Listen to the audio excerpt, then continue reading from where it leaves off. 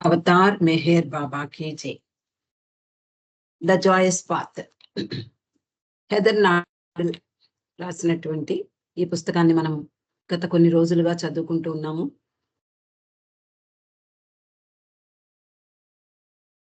మణి తన జీవితంలో జరిగినటువంటి అనేక సంఘటనలను ఈ పుస్తకంలో పేర్కొని మనకందరికీ తెలియజేస్తోంది హెదర్ నాడల్.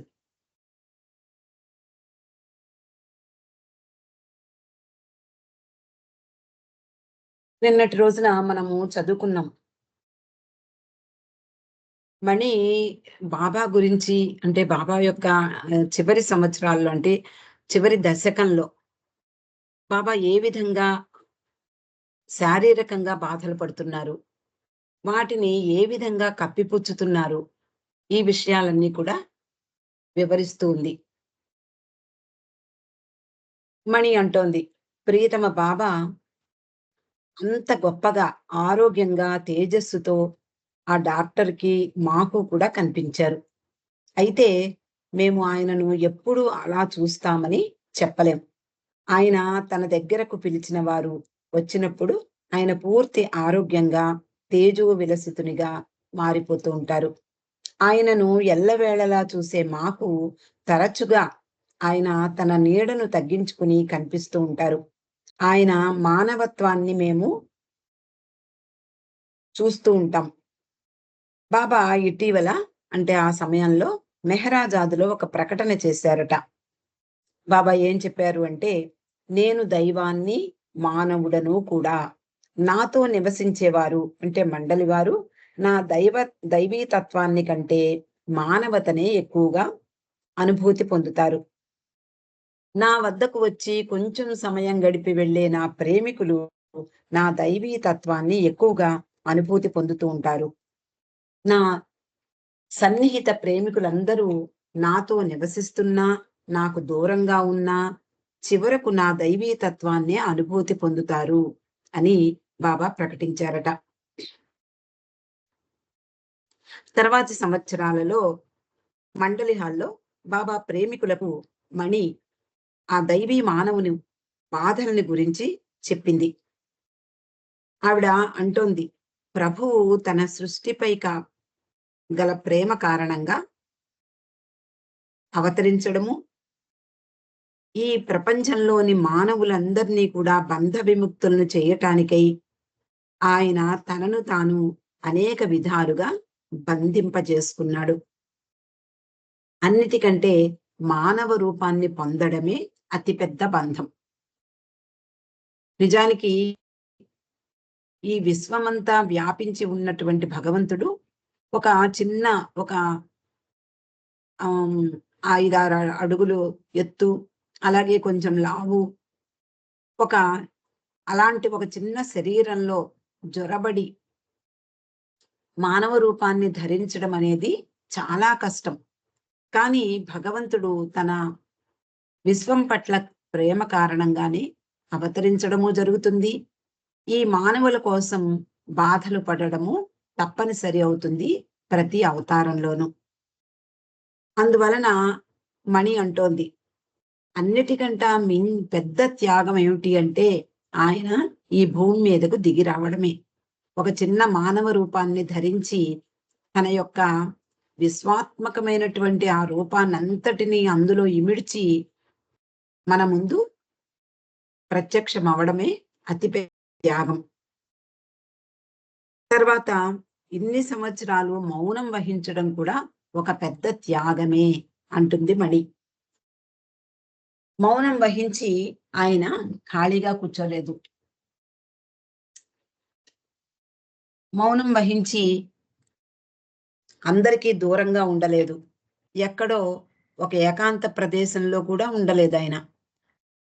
ప్రతి నిమిషము కూడా తన యొక్క విశ్వ కార్యంలో మౌనంతోటే ఆయన పాల్గొన్నారు. మౌనంతోటే అన్నింటిలోనూ పాల్గొనేవారు. ఎంతో ఉత్సాహంగా అన్నింటినీ దర్శకత్వం కూడా వహించారు. అయినా ఆయన పూర్తిగా మౌనం వహించి ఉన్నాడు. ఆయన ఆ మౌనం కోసం చదవడము, వ్రాయడము కూడా వదిలిపెట్టారు. ఆ తర్వాత నడక కూడా. కొన్ని ఈ 2 కారు ప్రమాదాల కారణంగా ఆయన అనేక బాధల్ని అనుభవిస్తూ చివరకు నడకని కూడా త్యాగం చేశాడు. అలా తనకు తానే బాధల్ని అనుభవించడానికై ప్రమాదానికి గురై శరీరాన్ని గాయపరుచుకోవడమే కాకుండా బాధల కారణంగా బందీ కూడా అయ్యాడు. అలా జీవితమంతా ప్రతి దశలోనూ తనను తాను బంధించుకున్నాడు మెహర్ బాబాగా వచ్చి అంటూ మణి చెప్తోంది. వీళ్ళందరూ ఆయన అలాగా నిస్సహాయంగా బాబా అవస్థలు పడుతుంటే మండలి వారందరూ కూడా ఏమీ చెయ్యలేక వీళ్ళు కూడా నిస్సహాయులుగా చూస్తూ ఉండిపోయేవారు. ఏవైనా చిన్న చిన్న పనులు చేస్తే ఆయనకి సుఖంగా ఉంటుందేమో, ఆయనకు ఉపశమనంగా ఉంటుందేమో అనే భ్రమే వీళ్ళకుండేది. కానీ ఆయన, ఆయన తన పనిలో భాగము ఇది అని చెప్తూ ఉండేవారు. అంతే కాకుండా బాబా అనేవారు, "మీరు నాకు విధేయతగా ఉంటే అదే నాకు సాయము." ఎందుకనగా ఈ బాధలను ఆయనే స్వయంగా తనపై వేసుకున్నారు. అలాగే మనకి కనిపించేది కొన్నిసార్లు మెహరాజాద్ మండలి హాల్‌లో సెర్వికల్ ఆహ్, కాలర్ మెడకి కాలర్ కూడా వేసుకొని కూర్చునేవారు. బాబా అనేవారట, "మీరేమీ చెయ్యలేరు. ఇది నా పని. ఇదంతా ప్రపంచం యొక్క భారం నా మెడకు చుట్టుకుంది.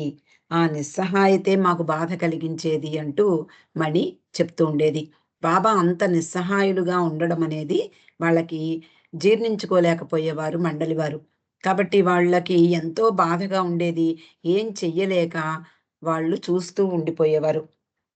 ఆయన మౌనం గురించి ఆవిడ చెప్తోంది. ఆయన మౌనం నాలుక మౌనంగా ఉంచడమే కాదు. నాలుక ఆడించడము, నాలుకతో మాట్లాడడం ఆపేయడం మాత్రమే కాదు. గొంతు కూడా మౌనంగా ఉంచడం. అంతే కాకుండా ఆయన మౌనంగా చేసినటువంటి పని ఏదైతే ఉందో, దాని యొక్క ఫలితాన్ని మౌనంగానే మనకు అందించారు అంటోంది. బాబా అనేవారట తరచుగా, "నేను జీసస్‌గా ఒకేసారి శిలువ వేతను అనుభవించాను. కానీ ఈ అవతారంలో ప్రతిరోజు శిలువ వేతనే అనుభవిస్తున్నాను" అని చెప్తూ ఉండేవారు. ఇక 'మెహరాజాద్' హాల్‌లో మణి చెప్పినటువంటి కథలు అవన్నీ వింటే అవి కథలుగానే కాకుండా మండలి వారికి నేర్పిన పాఠాలుగా కూడా మనము తెలుసుకోగలం. బాబా శరీర త్యాగం చేసిన తర్వాత అంటే 1970 దశకం, 80 దశకం, 90 దశకాల్లో మెహరాజాద్ మండలి హాల్‌లో మణి బాబా గురించిన అనేక కథలను బాబా ప్రేమికులందరికీ చెప్పేది.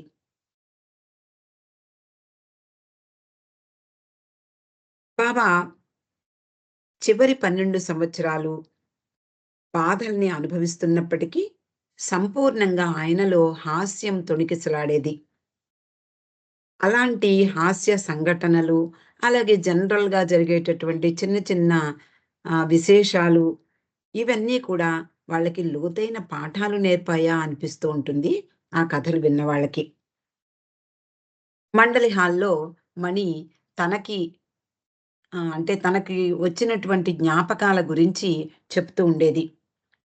వాళ్ళందరికీ దానికి మండలి వారికి ముఖ్యంగా స్త్రీ మండలి వారికి బాబా ఇంట్లో ఎలా ఉంటారు? ఇంట్లో అంటే మెహరాజాద్ తన గదిలో, తన ఇంట్లో ఉన్నప్పుడు ఎంత సహజంగా ఉంటారో అలాగా ఉండడమే వాళ్ళకిష్టం.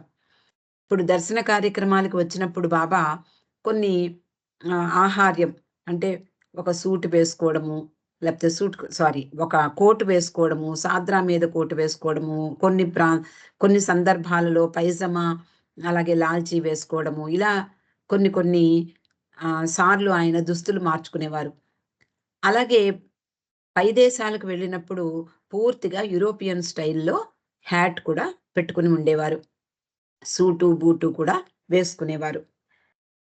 ఏది ఏమైనా మణి చెప్తోంది. మాకందరికీ కూడా బాబా ఇంట్లో ఎలా ఉండేవారో అలా ఉండడమే మాకు చాలా ఇష్టం. దర్శనాలకి వచ్చేటప్పుడు పింక్ కోట్లు 2 పింక్ కోట్లుండేవి ఆయనకి. అవి మార్చి మార్చి వేసుకునేవారు. అలా తన ప్రేమికుల ఎదుట కాకుండా ఆయన అంటే సాధారణంగా ఇంటి లోపల ఎలా ఫ్రీగా ఉంటారో ఆ విధంగా ఆయనను గుర్తు తెచ్చుకోవడం మాకు చాలా ఇష్టము అని చెప్తోంది. సాధారణంగా ఆయన తెల్లని సిల్క్ కోట్ వేసుకునేవారట. అది వాళ్ళందరికీ చాలా ఇష్టం. లేకపోతే గ్రే కలర్ కాటన్ కోట్ వేసుకునేవారు. ప్రతిరోజు డైనింగ్ టేబుల్ దగ్గర బ్రేక్‌ఫాస్ట్ టైమ్‌లోనో, లేదా భోజనం సమయంలోనో, లేదా రాత్రి సప్పర్ సమయంలోనో చిన్న చిన్న సంఘటనలు, చిన్న చిన్న సన్నివేశాలు జరిగేవి. ఒకసారి బాబాతో వీళ్ళందరూ గార్డెన్‌లో ఉన్నారు. మెహరాజాద్ మనం ఇప్పుడు వెడుతూ ఉంటాము. ఆ గార్డెన్ ఇప్పటికి కూడా మనకి బాబా యొక్క అనుభూతిని, బాబా అక్కడే ఉన్నారా అనే అనుభూతిని కలిగిస్తూ చాలా అందంగా మెహరా పెంచినటువంటి తోటను మనమంతా కూడా చూస్తూ ఉంటాం. అక్కడ బోగన్‌విల్లా ఇప్పుడు మనకి బాబా ఫోటోస్‌లో తరచుగా ఈ బోగన్‌విల్లా చెట్టు కింద ఆర్చ్‌లా ఉంటుంది.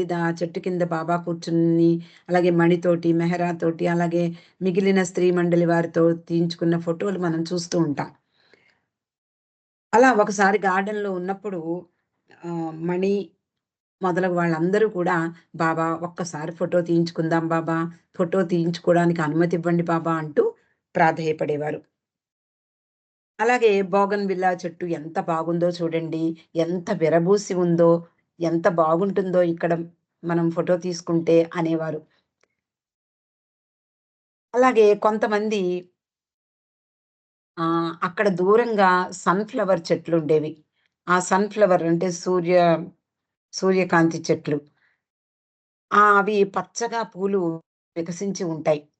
అక్కడ ఎంత బావుంటుంది అనేవారు కొంతమంది. అలా మెహరా మాత్రం బాబా బ్లూ కోట్ వేసుకుంటే బాగుంటుంది అని ఆవిడ తలచేది. అలా ఇక్కడ, అక్కడ బాబా అనుమతించినప్పుడల్లా వీళ్ళు బాబాకి ఫోటోలు తీసేవారు. అలాగే బాబాతో పాటు వాళ్ళు నుంచుని ఫోటోలు దిగేవారు. అవన్నీ మళ్ళీ మండలి హాల్‌లో ఆమె జ్ఞాపకాలుగా చెప్తూ ఉండేది. అలా ఒకరోజు ఉదయం డైనింగ్ టేబుల్ దగ్గర కూర్చున్నారు. ఎప్పుడూ కూడా బాబా కుర్చీ మనకి మెహరాజాద్ వెళ్ళినప్పుడు డైనింగ్ రూమ్‌లోకి వెళ్ళినప్పుడు మనకి వాళ్ళు చెప్తారు అక్కడుండే వాలంటీర్స్. బాబా కుర్చీ ఇది, ఇక్కడ మణి కూర్చునేది, అక్కడ మెహరా కూర్చునేది ఇలా చెప్తూ ఉంటారు. అక్కడ అలాగే వాళ్ళు కూర్చున్నారు ఆ రోజు. మెహ్రా, మణి ఆయనకు అటు ఇటు కూర్చున్నారు. మిగిలిన వారంతా కూడా చుట్టూ కూర్చున్నారు. అప్పుడు మెహ్రా, మెహ్రాజాద్ గార్డెన్ లోపలికి అంటే అక్కడ కిటికీలోంచి కనిపించేటటువంటి ఆ గార్డెన్ వైపు చూసిందట. చూసి అక్కడ భూమి అంతా కూడా ఎండిపోయినట్లుగా ఉంది. దాన్ని చూసి విచారాన్ని వ్యక్తం చేస్తూ, "బాబా ఈసారి చాలినన్ని వానలు పడలేదు. కొన్ని నెలలుగా ఇక్కడ విపరీతంగా వేడి గాలులు వీస్తూ ఉన్నాయి. అందువలన ఇక్కడ ఆహ్లాదం కలిగించే మంచి గార్డెన్ పెంపొందడానికి వీలవ్వడం లేదు" అని చెప్పింది. కేవలం ప్రేమ, శ్రద్ధ కారణంగా ఇప్పుడు ఎగ్జాంపుల్ గూడా మణి చెప్తోంది. నర్సరీలో చేరినటువంటి చిన్న పిల్లల్ని ఎంత జాగ్రత్తగా చూసుకుంటాము. మళ్ళా వాళ్ళ తల్లిదండ్రులకి ఇచ్చే వరకు ఆ నర్సరీ టీచర్లు వాళ్ళని అపురూపంగా జాగ్రత్తగా చూసుకుంటారు. ఆ విధంగా ఈ గార్డెన్‌ని మెహరా పెంచింది. అంత జాగ్రత్తగా ఆ గార్డెన్ అంతా కూడా పెంపొందింపచేసింది అంటూ మణి ఆనాటి విషయాల్ని గుర్తు తెచ్చుకొని చెప్తోంది. వీళ్ళందరూ అంటే స్త్రీ మండలి వారందరూ కూడా ముఖ్యంగా మణి అహమ్మద్ నగర్‌ని డీడీడీ అని పిలిచేవారట. డి డీడీడీ అంటే డ్రాబ్, డ్రై, డస్టీ. డ్రాబ్ అంటే ఏమాత్రము అందంగా లేనిది, ఆసక్తికరంగా లేనిది. అలాగే డ్రై అంటే బాగా ఎండిపోయింది. డస్టీ అంటే దుమ్ము కొట్టుకుపోయి. ఇలాగా ఈ అహ్మద్ నగర్ ఎప్పుడు కూడా మనము మెహ్రాబాద్‌లో మనం అమరతీదికి వెళ్ళినప్పుడు ఇదివరకు రోజుల్లో అంటే బాగా దుమ్ము లేచిపోయేది. దుమ్ము రేగుతూ ఉండేది నడుస్తూ ఉంటే యాత్రికులందరూ. కానీ ఇప్పుడు మనకి ట్రస్టీ వాళ్ళందరూ కూడా మంచి నీళ్లు కొట్టి అదంతా చదును చేసి ఎప్పుడూ కూడా వాటిని దుమ్ము రేగకుండా అణిచి ఉంచేలాగా జాగ్రత్తలు తీసుకుంటూ ఉన్నారు. కానీ ఆ రోజుల్లో అంత అంత డస్ట్ ఎగురుతూ ఉండేదనమాట. కాబట్టి అహ్మద్‌నగర్‌ని వీళ్ళు మణి వాళ్ళు ఈ డి, డి, డి అంటూ పిలిచేవారు. కానీ మణి చెప్తోంది ఆ రోజుల్లో మరో డీని కూడా ఇప్పుడు యాడ్ చెయ్యాలి. అదేమిటి అంటే డర్టీ. అంటే అంత చెత్తగా ఉంది అహ్మద్‌నగర్ అంతా.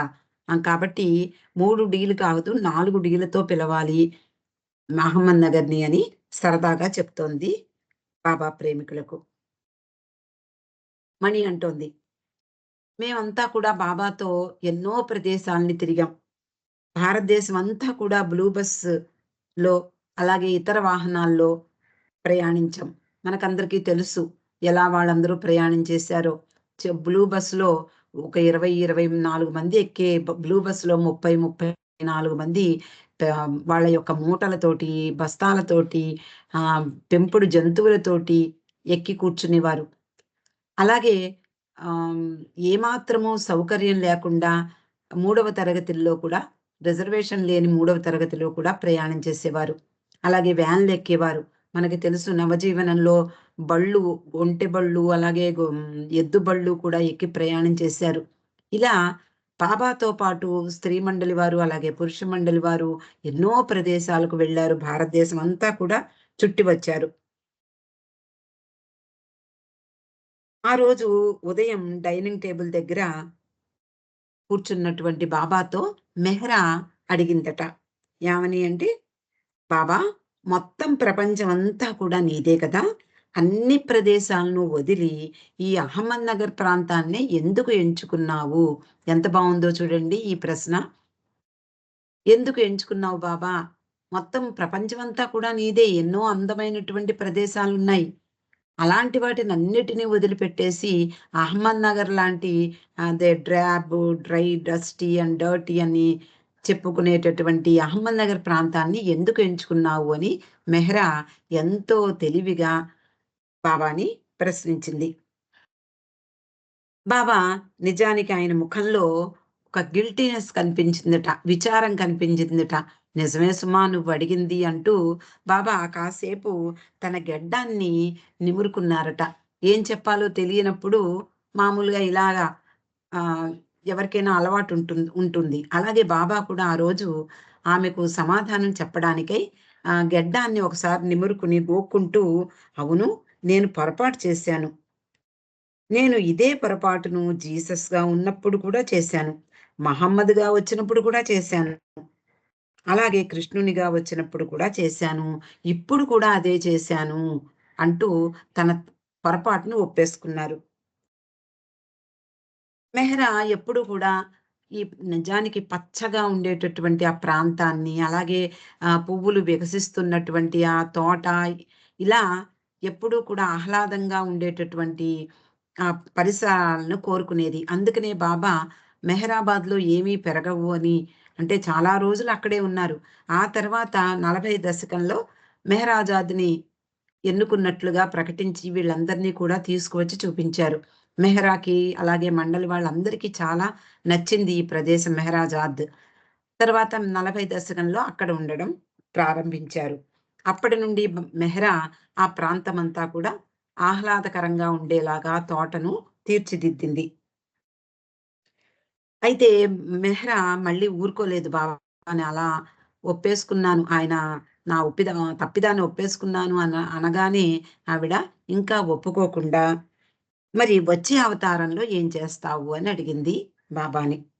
బాబా అన్నారు, "వచ్చేసారి తప్పకుండా నేను మాట ఇస్తున్నాను" అంటూ బాబా మెహ్రా చేతిలో చెయ్యి వేసి, "నెక్స్ట్ టైమ్ ప్లెంటీ" అన్నారట. అంటే చాలా ఆహ్లాదకరంగా ఉండేటటువంటి ఆహ్, మంచి ప్రాంతాన్ని ఎన్నుకోకుంటాను అని మాట ఇస్తున్నాను అని చెప్పి ఆవిడ చేతిలో చేయి వేశారట. మెహ్రా చాలా సంతోషించింది. తర్వాత ఆ బాబా తన కొరకు తేబడినటువంటి లిఫ్ట్ చైర్ మనం చదువుకుంటూ ఉన్నాము. బాబా రెండవసారి కారు ప్రమాదం సంభవించి తర్వాత 58 అంటే ముఖ్యంగా 60 దశకంలో వీల్ చైర్‌లోనే కూర్చుని, వీల్ చైర్ కాదు, ఆ లిఫ్ట్ చైర్. ఆ లిఫ్ట్ చైర్‌లోనే కూర్చునేవారు. డైనింగ్ టేబుల్ దగ్గర నుండి వచ్చి అక్కడ కూర్చుంటే తోటలో పనిచేసేవాళ్ళో లేదా మండలి వారో ఆ లిఫ్ట్ చైర్‌ని ఎత్తి మండలి హాల్ వరకు తీసుకువెళ్ళేవారు. అక్కడికి వెళ్లి కూర్చున్నారు. అకస్మాత్తుగా మెహరాకేదో తట్టింది. వెంటనే మణి వైపు చూసి, "మరి వచ్చేసారి బాబా ఇలా ప్రామిస్ చేశారు కదా! మరి మనకెలా తెలుస్తుందా విషయం?" అని పెద్ద డౌట్ అడిగింది. మణి తెలివిగా, "నన్ను మాత్రం ఆ విషయం అడగొద్దు." అంటే చూడండి, ఎలాంటి నిగూఢమైనటువంటి విషయాలు మనకి తెలుస్తున్నాయో ఇలాంటి పుస్తకాలు చదవడం వల్ల అనిపిస్తుంది. ఎందుకు అంటే ఆయన 700 సంవత్సరాల తర్వాత వచ్చినప్పుడు హ్మ్, ఎవరు ఏ విధంగా ఉంటారో మనకు తెలీదు. ముఖ్యంగా బాబా చెప్పినట్లుగా తన సర్కిల్‌లో మెంబర్స్ అందరికీ గాడ్ రియలైజేషన్ ఇచ్చేయాలి. అలా ఇచ్చినప్పుడు మరి మెహ్రా, మణి మొదలైన వాళ్ళందరూ కూడా మళ్ళీ బాబా ముసుగు వేసి విజ్ఞాని సంస్కారాలు ముసుగు వేసి తీసుకొస్తారు అని ఒక చోట చదవడం జరిగింది. అలా తీసుకొస్తారా కొన్ని ఆత్మల్ని? వాళ్ళల్లో వీళ్ళు కూడా ఉంటారా? మనకు తెలీదు కానీ, ఈ విషయాలు మాత్రం నన్నడగొద్దు అంటూ మణి తప్పించుకుంది. తర్వాత ఈ గార్డెన్ విషయం అంటే ఈ ఆహ్లాదకరమైనటువంటి పరిసరాల విషయం పక్కన పెడితే మణి అంటోంది, బాబా ఈ మాటలు చెప్పడం ద్వారా నేనే జీసస్‌ని, మహమ్మద్‌ని, కృష్ణుడిని అని మళ్ళీ నొక్కి చెప్పినట్లుగా మాకర్థమైంది అంటూ మణి కొసమెరుపు మనకందిస్తోంది. అంటే ఎప్పుడు కూడా బాబా చెప్పారు, నేను రాముడిగా నేనే వచ్చాను, కృష్ణుడిగా వచ్చాను, అలాగే జీసస్‌గా, మహమ్మద్‌గా, బుద్ధునిగా వచ్చాను, ఇప్పుడు మెహర్ బాబాగా వచ్చానని ఎన్నో సార్లు చెప్పడం మనందరికీ తెలుసు. కానీ ఇలాంటి చిన్న చిన్న సంఘటనల వల్ల మళ్ళీ బాబా ఇలా చెప్తున్నారు, మళ్ళీ నొక్కి వక్కాణిస్తున్నారు అన్నట్లుగా అర్థమయ్యేది మండలి వారికి. వాళ్ళ ద్వారా మనందరికీ కూడా అర్థమవుతుంది. తర్వాత కొన్ని సంవత్సరాల తర్వాత సంగతి, మణి ఈ విషయాన్ని మండలి హాల్‌లో ప్రస్తావించిందట. అలా ప్రస్తావించినప్పుడు అక్కడ మనకి ఇక్కడ అమృత్ ధార మనం చూస్తూ ఉంటాం మెహరాబాద్ వెళ్ళినప్పుడు. ఆవిడ తండ్రి శత్రుఘ్న కుమార్ అక్కడ ఉన్నట్ట. ఆయన మణితోటి చెప్పాడు. పురాతన గ్రంథాలలో ఒక శ్లోకం ఉంది. అదేమిటి అంటే, కృష్ణునితో ఒక భక్తుడు కాబోలు విన్నవించుకుంటున్నాడు. "ఓ భగవంతుడా! ఇప్పుడు మళ్ళీ నీవు కూడా పొరపాటు చేస్తున్నావు" అంటూ విన్నవిస్తున్నట్ట ఆ శ్లోకంలో. కాబూల్‌లో అలాంటి ఫలవృక్షాల్ని ప్రసాదించావు. కాబూల్ అంటే ఉత్తర ఉత్తర పర్వత ప్రాంతాల్లో భారతదేశంలో ఉంది. అక్కడ అందమైనటువంటి ఫలవృక్షాలు ఉన్నాయి. మీరు పుట్టినటువంటి ఈ ప్రదేశంలో బాబులు తప్ప మరోట్లేదు అని ఆ శ్లోకంలో వివరించాడట ఆ భక్తుడెవరో. బాబులంటే ముళ్ళ పొదలు.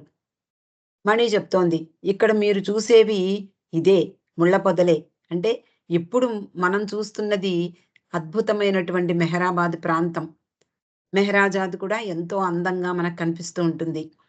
ఆ రోజుల్లో అంటే 70, 80, 90 దశకంలో మణి చెప్పినట్లుగా అక్కడంతా కూడా బేరన్ ల్యాండ్ ఉండేది. బాబా సమాధి, అలాగే కొన్ని హ్మ్, షెడ్సు, హాస్టల్సు, ఆ తర్వాత బాబా అప్పర్ మెహరాబాద్ మీద కొన్ని ఆహ్, మెహర్ రిట్రీట్ మొదలైనటువంటి బంగ్లాలు ఇవన్నీ మాత్రమే గోచరిస్తున్నాయి. ఇప్పుడు కొంచెం దూరం కిందకొస్తే అవన్నీ కూడా మనకి అపార్ట్మెంట్సు, దూరంగా ఎన్నో ఆహ్లాదకరమైనటువంటి కొన్ని కొన్ని బిల్డింగ్సు, పెద్ద పెద్ద ఎత్తైన బిల్డింగ్సు కనిపిస్తూ ఉంటాయి. అలాగే ఎన్నో ఇళ్ళు కూడా మనకి కనిపిస్తూ ఉంటాయి. కాబట్టి ఇక్కడ ముళ్ళ పొదలు మీరు చూస్తున్నారు కదా! ఇక్కడ ఉన్నదదే అని మణి చెప్తోంది. ఆ సమయంలో మణి ఈ వివరణ ఇస్తోంది. ఏమిటి అంటే, బాబా సంఖ్య 10. ఎందుకంటే ఉన్నది ఆయనొక్కడే. ఉన్నది ఆయన మాత్రమే. తర్వాత అంతా జీరో. ఆయన ఆ ఒక్కటి లేకపోతే ఉన్నది జీరోయే. కాబట్టి ఆయన సంఖ్య 10. ఈ సంఖ్యలో 3, 5, 7, 0 అన్నీ ఉన్నాయి. అంటే ఈ 3, 5, 7 ఇవన్నీ మరి దేనికి సంకేతాలో నేను అంతగా ఆలోచించలేదు కానీ, ఆవిడ చెప్పేది ఇక్కడ అలా ఉంది. అన్నీ ఆయనలోనే ఉన్నాయి. ఆయన పరిపూర్ణుడు. బాబా సంఖ్య 10. మీరు ఎవరిని ఆరాధించినా, ఎక్కడ ఉన్నా అన్నీ ఆయనకు చేరతాయి. బాబా కూడా కాకినాడ వచ్చిన సందర్భంలో ఈ విషయాన్ని చెప్పారు. ఎవరిని ఎప్పుడు ఎలా ఆరాధించినా నాకే వచ్చి చేరతాయి. అదే కృష్ణుడు భగవద్గీతలో కూడా ఈ విషయాన్నే చెప్పడం జరిగింది. కాబట్టి ఉన్న భగవంతుడు ఉన్నది ఆయన మాత్రమే. ఎవరు ఎలా ఎలాంటి రూపాన్ని కానీ, నామాన్ని కానీ ఆరాధించినా చివరకు చేరేది ఆయననే. కాబట్టి ఈ ప్రయాణమంతా కూడా ఆయనను చేరడానికే జరుగుతోంది. అన్నింటినీ ఆయన తనలో ఇముడ్చుకుని ఉన్నాడు అని చెప్తోంది మణి. తర్వాత క్వెషన్స్. మండలి వారందరికీ కూడా బాబా యొక్క మానవీయత తత్వం ఉన్నతమైనది. అంటే ఆయన వాళ్ళకి సాధారణమైనటువంటి మానవునిలాగే కనిపిస్తూ ఉండేవారు. కానీ ఎప్పుడు హెచ్చరిస్తూ ఉండేవారు. మర్చిపోకండి, నేను కేవలము మానవుణ్ణి కాదు, దైవీ మానవుణ్ణి. అటు దైవాన్ని, ఇటు మానవుణ్ణి కూడా 2 ఏకకాలంలో నేను అనుభూతి పొందుతున్నాను అంటూ హెచ్చరిస్తూ ఉండేవారు మండలి వారిని. ఆయన మానవతా తత్వం ద్వారా భగవత్ తత్వం వెల్లడవుతుంది. ఎల్లవేళలా మండలి వారికి అదే కనిపించేది. స్త్రీ మండలి వారందరూ గురుప్రసాద్‌లో ఇచ్చినటువంటి దర్శనాల్లో కూడా పాల్గొనేవారు. కానీ వీళ్ళందరూ కూడా తెర వెనక ఉండేవారు. అలా వీళ్ళందరూ దర్శనానికి అంటే పూనాలో బాబా దర్శనం ఇచ్చినప్పటి సంగతి మళ్ళీ ప్రస్తావిస్తోంది. ఆ సమయంలో మండలి వాళ్ళందరూ కూడా అంటే స్త్రీ మండలి వారు తెర వెనకాతల ఉండి ఆ దర్శన కార్యక్రమాన్ని తిలకించేవారు. ఈ దర్శనం ఎప్పుడైపోతుందా? ఎప్పుడు ఆహ్, వెనక్కి బాబా వస్తారా అని ఎదురు చూస్తూ ఉండేవారు. మెహ్రా ఆయన కోసం తాజాగా ఒక శుభ్రంగా ఉతికి మడత పెట్టినటువంటి సాద్రాను సిద్ధం చేసేది. ఆయన ముఖం కడుక్కునేవారు. అంటే దర్శనం అయిపోయిన తర్వాత ఆహ్, స్త్రీ మండలి వాళ్ళ దగ్గరికి వచ్చి ఆయన ముఖం కడుక్కునేవారు. నాజా ఏదో ఒక ఆహారం తెచ్చేది. గోహెర్, మెహ్రు ఆయన కొరకు ఏదో ఒక పని చేస్తూ ఉండేవారు. మణి ఒక పుస్తకం చదివి వినిపించడానికి సిద్ధంగా ఉండేది. ఇలా ఒకే కుటుంబం ఇదే వాళ్ళందరికీ కూడా ఒక అతి ఉన్నతమైనటువంటి సమయం. బెస్ట్ టైమ్ అనేది మణి. ఇప్పుడు ఆయన ప్రేమికులు మాతో ఉన్నారు. ఆవిడ చెప్తోంది. ప్రేమికులతో మాట్లాడుతూ, ఇప్పుడు మీరందరూ కూడా నాతో ఉన్నారు. ఇప్పుడు మేం బాబా యొక్క మరో రూపంలో మేమంతా మసులుతూ ఉన్నాం. వచ్చిన వారంతా మమ్మల్ని ఎన్నో ప్రశ్నలు వేస్తూ ఉంటారు. ఇప్పుడు మణి, ఇరిచ్ వీళ్ళందరినీ కూడా బాబాయ మెహరాబాద్ వచ్చినటువంటి బాబా ప్రేమికులందరూ కూడా వీళ్ళని అనేక ప్రశ్నలు వేస్తూ ఉండేవారు. అలా ఆ సమయంలో బాబా ఏం చెప్పారు? ఎలా ఉన్నారు? మీరెలా రియాక్ట్ అయ్యేవారు? ఇలా అడిగేవారు. అప్పుడు మణి చెప్తోంది. బాబా అప్పుడు ఏ సందర్భంలో ఏం చెప్పారు? ఇలా అడుగుతూ ఉంటారు. కానీ మేం బాబాని ఎప్పుడూ అడగలేదు. అందువలన మేము ఏమీ చెప్పేందుకు లేదు. మేం చెప్పేది మాకు గుర్తున్న విషయాలు మేం చెప్తున్నాము. అవి వినండి. అంతే తప్ప మేము ఎప్పుడూ బాబాని ఇలా ప్రశ్నించలేదు. నిజమే. మేము అలా అడిగి ఉండాల్సిందే. కానీ ఆయన భౌతికంగా మాతో ఉన్నప్పుడు మా హృదయాలలో కానీ, మా మనస్సుల్లో కానీ ప్రశ్నలకు తావిచ్చేవారే కాదు బాబా. ఎందుకు అంటే బాబాతో ప్రతి క్షణము ఆయన యొక్క ముఖంలోకి చూస్తూ, ఆయన యొక్క హావభావాలను ఆస్వాదిస్తూ అలాగే మణి అక్షర ఫలకాన్ని చదువుతూ, అక్షర ఫలకం విసర్జించిన తర్వాత ఆయన యొక్క సంజ్ఞల్ని అనువదిస్తూ, ఈ క్ విషయంలోనే వాళ్ళు దృష్టిని కేంద్రీకరించేవారు. కాబట్టి మనము మనలాంటి వాళ్ళు దూరంగా ఉన్న వాళ్ళకి ఇలాంటి ప్రశ్నలు ఉదయిస్తాయి తప్ప, మండలి వారికెప్పుడూ కూడా అలాంటి ప్రశ్నలు ఉదయించడం కానీ, వాటిని బాబాని అడుగుదామనే ఛాన్స్ కానీ వాళ్ళకెప్పుడు ఉండేది కాదు. కాబట్టి బాబా అంత విశాలంగా, అంత సంపూర్ణంగా అలరారుతూ ఉండేవారు. ఆయన మా జీవితాలను, ఆ రోజులను అంత సుసంపన్నం చేశారు. ప్రశ్నలకు తావుండేది కాదు. అలాగని మేము అడగలేదని కాదు. మేము అడగలేకపోయేవాళ్ళం అంతే. అడగాలని కోరిక ఉండేది కాదు. మాలో ప్రశ్నలే ఉదయించేవి కాదు అంతే అంటూ చెప్తోంది మణి. ఇక్కడికి ఈరోజు ఆపుతామండి. అవతార్ మెహర్ బాబాకి జై. జై బాబా అండి లక్ష్మి గారు. మంచిగా ఎంతో చక్కగా వివరంగా